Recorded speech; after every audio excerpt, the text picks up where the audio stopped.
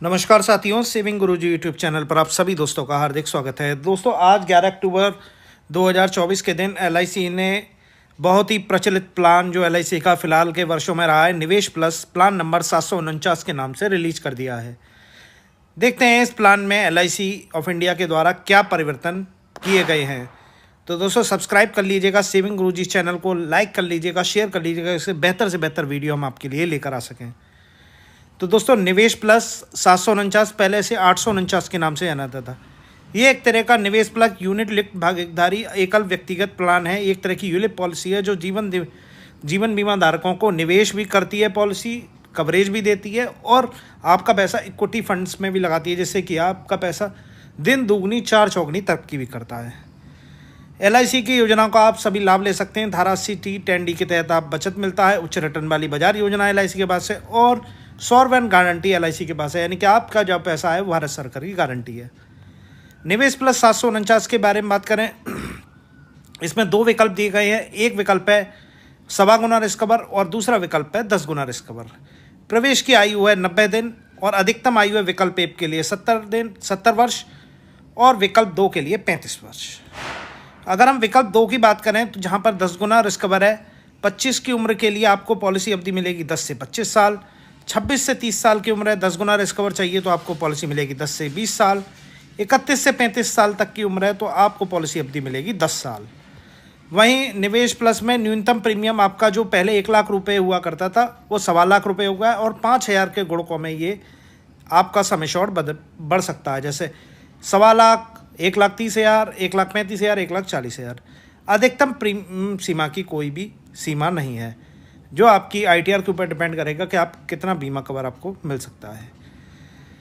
विकल्प 1 की बात करें तो विकल्प 1 में जो बीमा राशि है एकल प्रीमियम का 1.25 गुना रिस्क कवर, इसकी पॉलिसी अवधि केवल 10 से 25 वर्ष ही रहेगी। निवेश प्लस में अगर आप निवेश करते हैं, क्षमा करें 749 नंबर टेबल है, अगर आप निवेश करते हैं तो आपको गारंटीकृत अभिवृद्धि भी मिलेगी, गारंटी एडिशन भी मिलेगा। अगर 6वें वर्ष की बात करें तो 3%, 10वें साल 4%, 15वें साल 5%, 20वें साल 6% और 25वें साल 7% आपका जो दिया गया पैसा है वो एलआईसी अतिरिक्त रूप से इसमें परसेंटेज भी आपको देगी। निवेश प्लस की बात करें तो निवेश प्लस जो पॉलिसी है उसमें आप इन 4 फंडों में आप अपना निवेश कर सकते हैं। बॉन्ड फंड, सुरक्षित फंड, संतुलित फंड और ग्रोथ फंड। बॉन्ड फंड जिसमें जोखिम प्रोफाइल कम होता है, सुरक्षित जोखिम प्रोफाइल निम्न से मध्यम के रूप में होता है, संतुलित जोखिम में जोखिम प्रोफाइल मध्यम से जोखिम की तरफ और ग्रोथ फंड में उच्च जोखिम मिलता है, क्योंकि ग्रोथ फंड में ग्रोथ करेगा पैसा, अगर मार्केट डाउन हुआ तो आपका पैसा मार्केट नीचे भी जाएगा। तो ऐसे फंड में निवेश करिए। आप लंबी अवधि का नजरिया रखा है तो आप ग्रोथ फंड में निवेश करिए, जहां आपका पैसा एक निश्चित सीमा तक आप बढ़ेगा। अगर हम इसके निवेश प्लस के जो फंडों के बारे में बात करें तो किस किस तरह से पैसा लगता है। अगर बॉन्ड फंड की बात करें तो 60% से ज़्यादा सिक्योरिटीज़ में नहीं लग सकता और शॉर्ट टर्म इन्वेस्टमेंट में 40% है। इक्विटी शेयर्स में कोई पैसा नहीं लगता, तो ये बहुत लो रिस्क है। सिक्योर फंड की बात करें तो 45 से 85% के बीच जो पैसा है वो सिक्योरिटीज़ में लगता है। 40% से ज़्यादा शॉर्ट टर्म में निवेश नहीं कर सकते और 15 से 55% के बीच आपका इक्विटी का रह सकता है, जैसा फंड मैनेजर चाहे।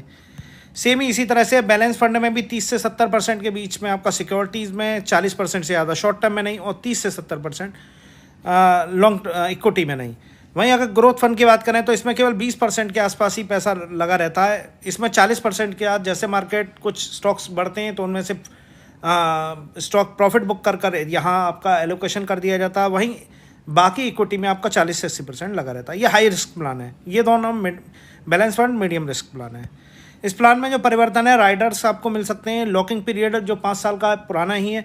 फ्री लॉक पीरियड जो 15 साल का वो 30 साल हो गया। मोर्टलिटी चार्ज में इस बार थोड़ा सा परिवर्तन किया गया है। अगर हम फंड प्रबंधन एफएमसी प्रभानुसार बात करें तो अगर आपकी पॉलिसी इन चारों फंडों में रहे तो अगर आपकी फंड पॉलिसी जो चल रही है उसमें 1.35% प्रभार लगेगा, बंद पॉलिसी पर 0.50% प्रभार लगेगा।